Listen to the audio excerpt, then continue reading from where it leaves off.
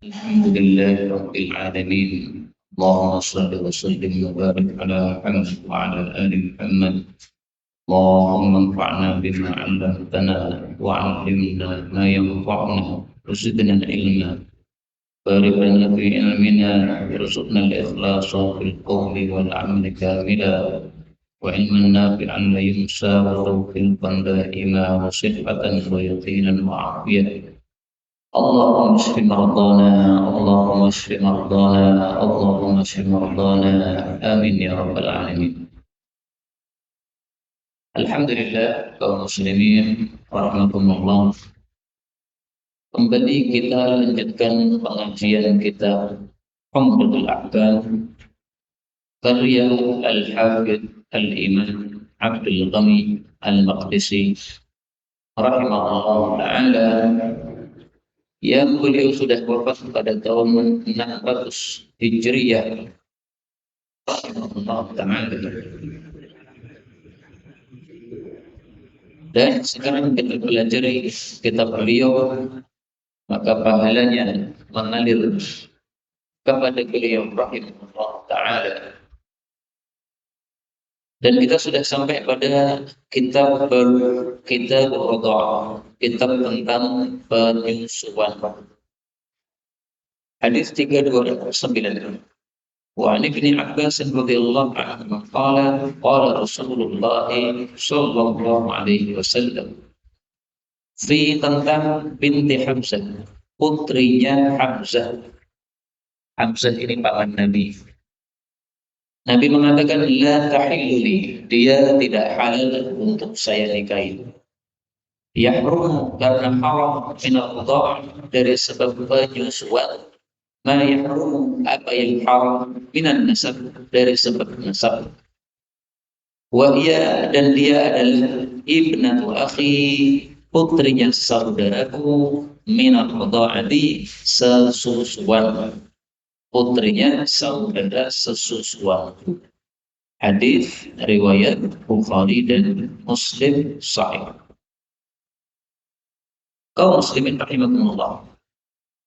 Yang dimaksud penyusuan dalam bab ini adalah seorang wanita menyusui anak yang bukan anak dia. Maka karena disusui, anak ini menjadi anak susuan. Karena menjadi anak susuan, maka mahram dengan ibu yang menyusui tadi. Nah, sekarang pertanyaannya, kapan penyusuan itu menyebabkan mahram?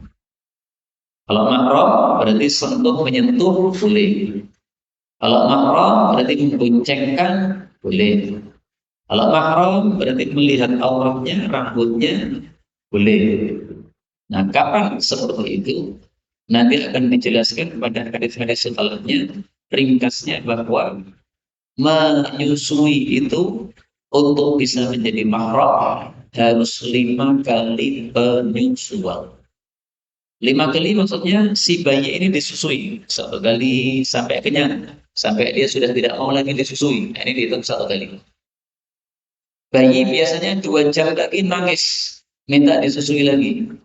Disusui lagi sampai dia diam, sampai kenyang. Kemudian dia sudah tidak mau nyusu lagi. Nah, ini dihitung 2 kali. Maka 5 kali penyusuan ini bisa saja terjadi dalam 1 hari. Kalau bayinya masih kecil, maka 2 jam nangis, 2 jam nangis, disusui oleh seorang wanita yang bukan ibunya, maka si ibu ini menjadi mahram dengan si bayi tadi. Nah, kasus itu terjadi pada putrinya Hamzah.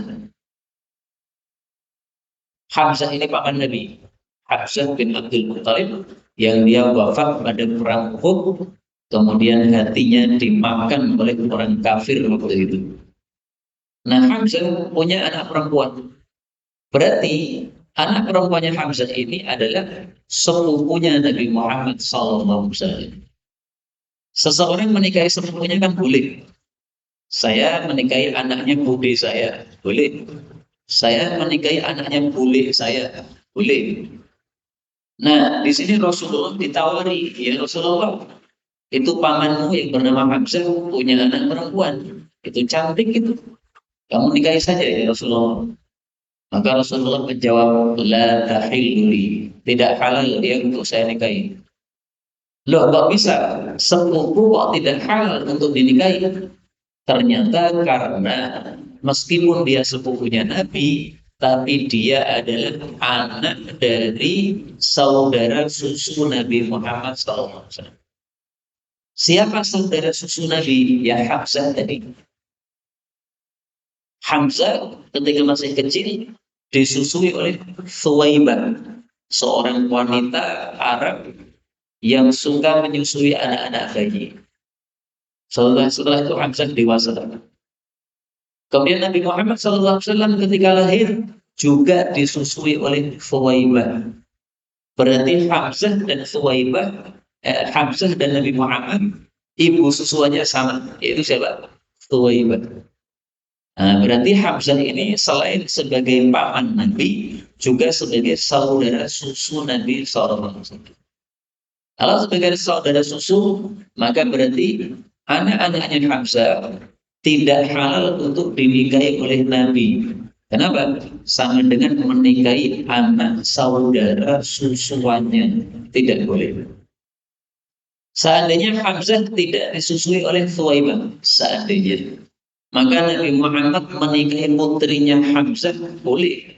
Kenapa? Karena memang menikahi sepupu itu boleh. Lah kenapa menjadi tidak boleh? Gara-gara Hamzah disusui Thuwaibah, sementara Nabi juga disusui Thuwaibah. Maka air susu yang masuk kepada dua orang ini sumbernya satu, yaitu Thuwaibah. Berarti Nabi dengan Hamzah menjadi saudara susuan. Maka dari sini kita ambil pelajaran bahwa kalau ada seorang anak bayi disusui oleh seorang wanita, maka siapapun yang mahram dengan anaknya si ibu penyusu ini, mahram juga untuk anak susuannya tadi. Contoh, saya punya ibu, saya mahram dengan bule saya, dengan bude saya, dengan mbak saya, dengan kakak saya, dengan adik saya. Kemudian ibu saya ini menyusui anak tetangga. Anaknya tetangga, karena disusui oleh ibu saya, maka dia mahram juga dengan bule saya, dengan bude saya, dengan kakak saya, dengan adik saya, dengan nenek saya. Maka posisi anak tadi sama persis dengan posisi saya. Siapapun yang mahram dengan saya, maka anak susuan ini tadi juga mahram dengan orang-orang tersebut. Maka penyusuan ini efeknya sangat banyak ya. Penyusuan ini merenteknya mahram itu sangat banyak. Sehingga orang-orang yang saya sebutkan tadi menjadi mahram dengan anak susuan tadi, maka tidak boleh menikah dengan mereka. Bersentuhan tangan boleh. Anak susuan tadi sentuhan tangan dengan kakak saya yang perempuan boleh. Anak susuan tadi sentuhan tangan dengan adik saya yang perempuan boleh. Kenapa? Karena sudah menjadi anak susuan, seolah-olah anaknya sendiri dari ibu tadi. Itu maksud dari hadis ini. Kita lanjutkan 330. An Aisyah radhiyallahu anha qalat qala Rasulullah sallallahu alaihi wasallam, inna radha'ata, sesungguhnya penyusuan tuharrimu menyebabkan mahram, ma yahrumu, apa yang mahram, minal wiladah, dari sebab kelahiran. Hadis ini sama dengan hadis sebelumnya, bahwa seorang anak yang disusui oleh seorang ibu, maka dia menjadi mahram bagi siapapun yang menjadi mahram untuk anak-anaknya ibu tersebut. Ini berlakunya untuk si anak yang disusui saja. Adapun anak yang disusui ini punya adik, punya kakak, ini tidak berlaku untuk mereka. Sehingga seandainya saya punya adik perempuan, adik perempuan saya ini dinikahi oleh adiknya anak susuan yang disusui ibu saya tadi. Dia disusui ibu saya dan dia punya adik. Adiknya ini laki-laki menikahi adik perempuan saya. Boleh. Kenapa? yang mahram dengan keluarga saya hanya satu anak yang disusui ibu saya tadi. Adapun adiknya, kakaknya tidak berlaku semuanya. Tapi penyesuaian ini harus tadi syaratnya 5 kali penyesuaian. Kalau baru 4 kali penyesuaian, maka belum menjadi mahram. Ibu saya menyusui 1 kali, dan dia berhenti. Habis itu disusui lagi 1 kali sampai kenyang, kemudian sudah berhenti. Cuma 2 kali. Nah ini belum menjadi mahram. Kalau ragu-ragu gimana? Ragu-ragu saya. Ya kalau enggak 4 ya 5 kali. Kalau ragu-ragu maka belum menjadi mahram. Menjadi mahram itu kalau 5 kali penyusuan dan sudah yakin diketahui betul-betul 5 kali. Tapi kalau belum yakin 5 kali, maka belum disebut mahram. Dan bagaimana dengan hadis ini? Kan tidak menyebutkan 5 kali. Di sini kan hanya mengatakan sesungguhnya penyusuan, tidak ada kata-kata 5 kali. Kata-kata 5 kali didapatkan dari hadis yang lain. Sehingga tidak boleh memahami hadis ini sesuai dohirnya saja tanpa melihat hadis yang lain. Tidak boleh. Salah paham. Tapi saya jujur, memang masalah ini khilafiyah. Mayoritas ulama berpendapat penyusuan dari seorang ibu terhadap anak yang bukan anaknya menyebabkan mahram meskipun hanya 1 kali. Meskipun hanya satu sedotan, udah habis itu nggak mau disusui lagi, itu sudah jadi mahram. Meskipun hanya 1 sendok makan, meskipun hanya 1 sendok teh, tetap menjadi mahram. Ini pendapat mayoritas para ulama. Tapi pendapat ini meskipun mayoritas tidak kuat pendapatnya karena bertentangan dengan sabda Nabi. Sabda Nabi mengharuskan 5 kali penyusuan. Karena itu dalam hal ini kita pilih mazhab Syafi'i yang mengatakan syaratnya harus 5 kali penyusuan. Meskipun mazhab Syafi'i di sini berbeda dengan mayoritas para ulama, nggak apa-apa. Mazhab Syafi'i lebih kuat. Kenapa? Sesuai sabda Rasul Sallallahu Alaihi Wasallam. 331. Wa anha dan dari Aisyah qalat dia mengatakan inna Aflah sesungguhnya bapak Aflah nama orang ini. Akha Abil Bu'ais saudaranya Abul Bu'ais. Istadzana alayya minta izin masuk ke rumah saya kata Aisyah. Ba'dama setelah unzil hijab diturunkan ayat hijab. Yaitu ayat yang melarang laki-laki berjumpa dengan istri-istri Nabi Muhammad Sallallahu Alaihi Wasallam. Kalau mau berjumpa dengan istri Nabi di balik hidayah, enggak melihat orangnya. Fakultu maka saya mengatakan, wallah demi Allah, la adanu saya tidak mengizinkan untuk beliau. Hatta astadzina sehingga saya minta izin kepada Nabi Sallallahu Alaihi Wasallam. Fa inna karena sesungguhnya akha Abul Bu'ais, saudaranya Abul Bu'ais, laisa huwa arda'ani. Bukanlah dia yang menyusui saya. Walakin arda'ani akan tapi yang menyusui saya imra'atu Abil Bu'ais, istrinya Abul Bu'ais. Fadakhala alayya Rasulullah sallallahu alaihi wasallam, maka Nabi masuk ke rumah saya. Fakultu maka saya mengatakan, ya Rasulullah, wahai Rasulullah, inna rajula sesungguhnya orang itu yaitu Aflah laisa huwa arda'ani, bukanlah dia yang menyusui saya. Walakin akan tetapi arda'ani telah menyusui saya imra'atuhum istrinya. Oh nanti laki-laki tidak berbahasa. Faqala maka Nabi mengatakan idhani lahu, izinkan untuk dia. Fa innahu amuk, sesungguhnya dia adalah pamanmu. Maksudnya paman susuan. Taribat yaminuk, berdebu tangan. Maksudnya rugi kamu kalau kamu tidak mengizinkan pamanmu masuk, kalau dia pamanmu sendiri. Qala Urwah berkata Urwah bin Zubair, fabidzalika karena dengan sebab itulah karena Aisyah taqul adalah Aisyah mengatakan harimu jadikanlah mahram minal radha'i dari sebab penyusuan ma yahrum siapa saja yang mahram minan nasab dari sebab nasab. Wa fi lafdhin dalam lafal yang lain istadzana alayya Aflah, minta izin kepada saya Pak Aflah. Falam adzalih, maka saya tidak mengizinkan untuk beliau. Faqala, maka Aflah berkata, "Atahtajibina minni?" Apakah engkau berhijab dari saya? Apakah engkau menutup diri dari saya? Wa ana ammu, padahal aku pamanmu, maksudnya paman susuan. Fakultu, maka saya bertanya, kaifa dzalik, bagaimana itu? Qala, dia mengatakan, arda'aki, menyusui kamu, imra'atu akhi, istrinya saudaraku, bila bani akhi, dengan susunya saudaraku.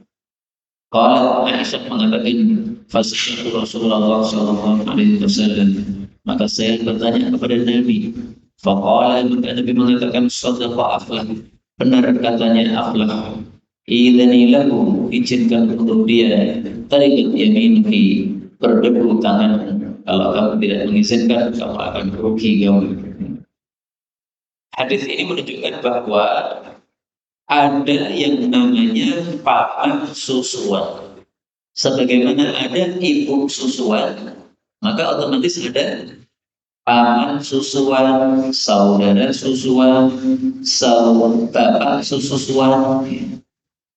Jadi kasusnya ini begini, Aisyah didatangi oleh paman susuannya, maka dia minta izin, saya minta izin masuk ke rumahmu. Maka Aisyah mengatakan, saya akan berani mengizinkan. Kenapa? Kamu dengan saya tidak paham, tidak ada hubungan apa-apa. Maka paman susuannya mengatakan, loh, saya itu mahrum sama kamu. Kamu itu adalah keponakan susuan saya. Saya ini paman susuan kamu. Maka Aisyah mengatakan, yang menyusui saya kan bukan Anda. Yang menyusui saya adalah istrinya Mas Anda. Anda punya mas, masnya dia. Masnya itu punya istri. Nah, istrinya itu yang menyusui saya. Berarti yang sesuai dengan saya ya ibu itu. Adapun Anda tidak sesuai dengan saya. Maka begitu Nabi masuk rumah, diceritakan kasus ini, Rasulullah membenarkan perkataan paman susuan tadi. Betul dia itu paman susuan kamu. Kenapa? Karena ketika kamu disusui oleh ibu tadi, maka dia menjadi ibu susuan kamu. Dan suaminya itu menjadi bapak susuan kamu. Dan adiknya suaminya itu menjadi paman susuan kamu. Dan anaknya ibu susuan tadi menjadi saudara susuan kamu. Maka seperti yang saya sampaikan di awal, kalau seorang bayi sudah disusui oleh seorang wanita yang bukan ibunya, maka posisi dia sama persis dengan anak-anaknya si ibu tadi. Siapa saja yang mahram dengan anak-anaknya si ibu, maka mahram juga dengan si anak susuan tadi. Meskipun yang menyusui cuma satu orang, ibu tadi. Bapak yang mungkin menyusui, bagaimana mungkin bapak menyusui yang punya susu dia? Nah, bagaimana dengan hadis tadi? Disebutkan tadi, bila bani akhi, kamu disusui oleh seorang wanita yang suaminya adalah mas saya, disusui dengan susunya mas saya. Maksudnya gimana? Maksudnya, seorang wanita tidak akan bisa menyusui, tidak akan bisa keluar susunya, air susunya, kecuali kalau dia menikah. Kalau menikah, kemudian hubungan, habis itu hamil, nah baru akan keluar apa? Air susunya. Berarti penyebab keluar air susu itu siapa? Suaminya. Makanya disebutkan bila bani akhi, dengan susunya saudara saya yang merupakan suami bagi ibu susu kamu. Itu maksudnya. Okay. Maka karena susu seorang wanita munculnya gara-gara suaminya, maka nasab mahram ini berlaku juga untuk bapak susuannya, berlaku juga untuk paman susuannya, dan seterusnya. Karena itu kaum muslimin rahimani wa rahimakumullah, kalau kita punya anak disusui oleh orang lain yang bukan ibunya, harus diperhatikan. Penyusuannya sudah 5 kali tidak. Kalau sudah 5 kali penyusuannya, berarti menjadi mahram dengan yang menyusuinya dan mahram dengan keluarga orang yang menyusuinya. Kasus ini saya alami sendiri, Pak. Anak saya yang pertama, ketika anak saya masih kecil, ibunya sakit sampai tinggal di rumah sakit beberapa hari di PKU Solo. Si bayi tidak boleh dibawa ke rumah sakit, padahal dia masih nyusu. Akhirnya gimana? Nah, kebetulan adik saya juga sedang menyusui bayi. Maka adik saya ini selain merawat bayinya sendiri, juga merawat anak saya yang pertama. Disusui sampai 5 kali lebih. Maka berarti adik saya tadi selain sebagai bibi dari anak saya yang pertama, juga sebagai apa? Ibu susuan bagi anak saya yang pertama. Maka anak-anak perempuannya adik saya ini, meskipun dia sepupuan dengan anak saya yang pertama, tapi tidak boleh menikah nanti kalau sudah gede. Anak saya yang pertama menikah dengan anak-anaknya adik saya yang boleh. Kenapa? Mereka saudara-saudara sesusuan. Tapi kalau anak saya kedua menikah dengan anak-anaknya adik saya ini, boleh. Kenapa? Dia tidak disusui oleh adik saya. Demikian. Maka betul-betul ini harus diperhatikan. Karena kalau tidak diperhatikan, sepupuan susuwono, serang gagas. Nah, itu nanti kalau sudah jadi anak susuan, menikah, dosa ini. Ini sama dengan menikahi mahram. Sama dengan menikahi adiknya sendiri. Sama dengan menikahi kakaknya sendiri. Dosa kayak begitu. Halal, tidak boleh. Kalau terlanjur gimana? Sudah terlanjur nikah, kemudian baru diketahui, oh, ternyata kamu adalah saudari susuanku. Kalau diketahui, wajib cerai saat itu juga. Tidak boleh nunggu besok. Besok saja ini sudah malam orang isi. Sekarang sudah cerai. Nggak bisa dilanjutkan semalam. Sebelum perpisahan, maka semalam ini saja kita berdua orang isi. Tidak saudari susuan berbisa. Bagaimana kalau sudah terlanjur di anak lima orang harus diceraikan. Meskipun sudah terlanjur punya 5 anak. Karena itu masalah ini harus diperhatikan sehingga tidak akan terjadi seseorang laki-laki nikah dengan saudari susuannya. Karena saya nggak begitu cocok. Cari susu dari bank susu tanpa ada kejelasan ini susu dari mana. Loh, kalau tidak ada kejelasan, nanti ternyata susunya dari seorang ibu yang kemudian dia menikahi putrinya. Nah, ini jadi repot ya begini. Kalau yang satu kehalaman tanpa sadar, silakan ambil dari bank susu, tetapi harus diketahui ini susu dari siapa. Dicatat berapa kali susunya, 5 kali. Halo.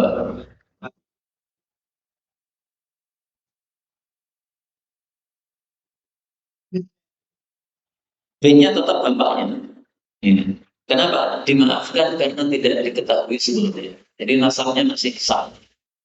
Adapun kalau sudah diketahui bahwasanya dia saudara susuan, tapi masih nekat melanjutkan, nah kalau sudah melanjutkan begitu itu hukumnya hukum zina. Nauzubillah min syarrillah. Tapi selama tidak diketahui, maka dimaafkan.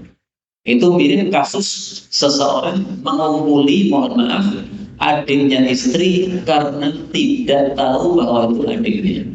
Misalnya kabar, nah dia safar jauh ke negara Arab 2 tahun, pulang ke rumah melihat istrinya sedang tidur, maka dikumpuli. Setelah selesai ternyata, loh, aku tutup bojomu, aku adik bojomu. Nah gimana ini? Ini dimaafkan. Okay. Kenapa dimaafkan? Karena tidak tahu. Okay. Itu kalau kebal, yang kebal kan mungkin salah, saya orang kebal kalau itu aku salah, salah ke semojo, jadi ngawur nih. Kalau zaman dulu itu bukan karena kebal biasanya, karena gelang gulita tidak ada lampu zaman dulu. Zaman dulu itu belum ada lampu, Pak. Kadang-kadang safar atau pulang malam masuk kamar istrinya, dikira di situ ada istrinya, nggak ada. Nah, maka hubungan begitu banget selesai baru diberitahu, "Loh, ini bukan istri itu ini tetangga ya, malam itu tidur di situ karena rumahnya apa kebakaran misalnya." Wah, itu parah gitu. Tapi ini satu apa rezeki dari Allah Subhanahu wa taala, tidak dosa karena tidak disengaja gitu. Tapi jangan berdoa dan saya dapat rezeki gitu, enggak boleh, enggak boleh ya. Nah, pikiran kotor itu gitu. Gitu.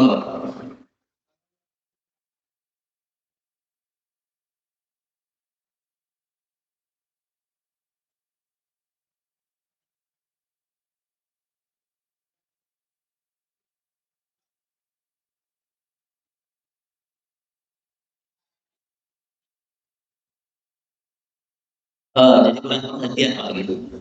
Nah, sudah sampai 5 kali penyusuan atau tidak?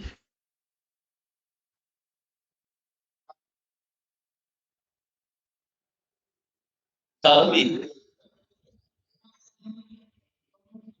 oh, setiap hari ngomong bareng, kemudian nyusui sono nyusui sini. Oh, ini parah nih. Ini kalau saran saya jangan menikahi dari keluarga tersebut untuk keadaan dia. Kalau belum terjadi pernikahan, maka apa?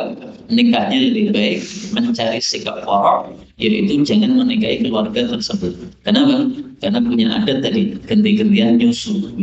Bahkan para ulama mengatakan, seandainya seseorang punya saudari susuan di satu kampung, tapi dia nggak tahu saudari susuan saya di kampung ini yang mana, nggak tahu. Tapi jelas di situ. Maka para ulama mengatakan jangan nikah dari wanita kampung tadi. Misalnya ada orang sini punya saudari susuan tinggalnya di Solo, gitu. Tapi antum nggak ngerti yang mana ya saudari susuan saya. Pokoknya saya punya, tapi di Solo sana. Gitu. Nah, karena ini saudari susuan Anda, maka jangan nikah dengan orang Solo. Cari orang Jogja, cari orang Aceh, cari orang Jakarta, cari yang jauh-jauh. Jangan cari Solo. Kenapa? Untuk menghindari menikahi saudari susuan yang hukumnya haram tadi. Tapi itu ada perlu diperbaiki itu. Jadi jangan mudah-mudah nyusui-nyusui soal gonta gantian bayi tanpa dihitung, harus dihitung ya, 5 kali mahram. Ya. Maka jangan dijadikan sebagai sesuatu yang wajar atau yang kebiasaan. Tidak, ini sesuatu yang mempengaruhi hukum seperti itu.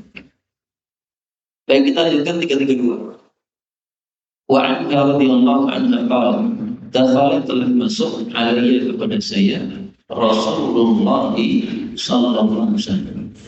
Wa inti dan padaku rajul, ada seorang laki-laki. Faqala ya Aisyah, maka beliau mengatakan, hai Aisyah, man hadzal, siapa orang ini? Qultu, saya mengatakan, akhi, saudara saya, min al-radha'ah, dari penyusuan. Faqala, maka Nabi mengatakan, ya Aisyah, hai Aisyah, unzurna, perhatikan, man ikhwankunna, siapa saudara-saudara kalian? Fa innama tiada lain al-radha'ah, penyusuan, minal naja'ah, dari sebab kelaparan. Hadis ini maksudnya adalah bahwa penyusuan yang menyebabkan mahram itu kalau usianya masih usia bayi, usia nyusu, yaitu usia 2 tahun ke bawah. Kenapa? Karena usia 2 tahun ke bawah itu kalau dia lapar dikasih susu kenyang. Itu maksudnya. Jadi yang dimaksud penyusuan itu dari sebab kelaparan, maksudnya penyusuan yang sah yang menyebabkan mahram itu ketika usianya usia bayi nyusu 2 tahun ke bawah. Ada kalau sudah di atas 2 tahun, maka meskipun dia disusui 5 kali, maka dia tidak menjadi anak susuan. Ini anaknya sudah SD, kelas berapa? Kelas 1. Berarti 7 tahun dia disusui oleh seorang ibu sampai 5 kali, tidak sah menjadi anak susuan garis. Maka dulu pernah ada satu kasus di negara Mesir. Seorang syekh ditanya, wahai syekh, saya kerja di satu kantor. Di kantor itu cuma berdua, saya sama seorang perempuan.